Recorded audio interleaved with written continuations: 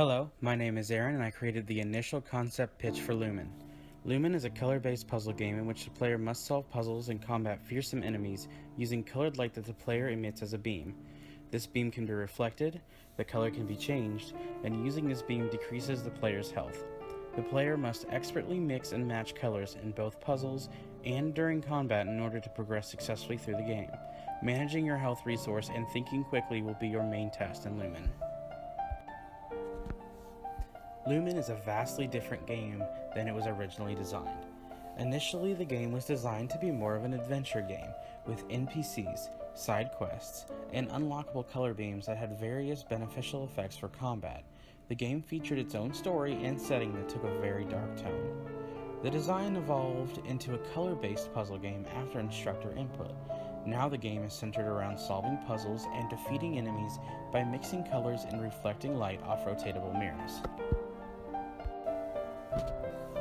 What was once a more combat-centered game with some puzzle mechanics turned into a more puzzle-centered game with some combat mechanics. This change in focus saw our optional color beams become core mechanics, with their combat utility being replaced to become part of our core puzzle mechanics instead. We unfortunately had to cut the story due to time constraints, but we kept a darker setting and aesthetic as we received positive feedback over the darker tone on multiple occasions. Most of our mechanics were changed throughout development, but a few things stayed the same. Reflecting light beams were a key mechanic from day one, and most of the enemies saw very little change from the initial design. Previously designed enemy AI and combat encounters still fit into the new design, but new enemies were dreamed up and added in for a more positive and challenging player experience. Hello, my name is Paul Bernard. I'm talking some different gameplay elements of Lumin. Lumin is a puzzle game, so most of its mechanics are puzzle related. We also have a couple different combat mechanics with some different enemies, but those are also defeated in a puzzle-like manner. The biggest element of our game, though, is the light mechanic. The players can shoot light and bounce it off of mirrors in order to hit switches that can help them further progress in the levels. These switches require different colors of light to activate them. The player can only make so many colors themselves, so they have to use different things we have in our game called glass. You can shoot a blue light through a yellow glass in order to make green light in order to hit the green switch. Hello, my name is Alexander and I was one of the level designers for Lumin. We had a great time working on this game because the team as a whole got along really well, which made bouncing off ideas off one another simple and easy to do.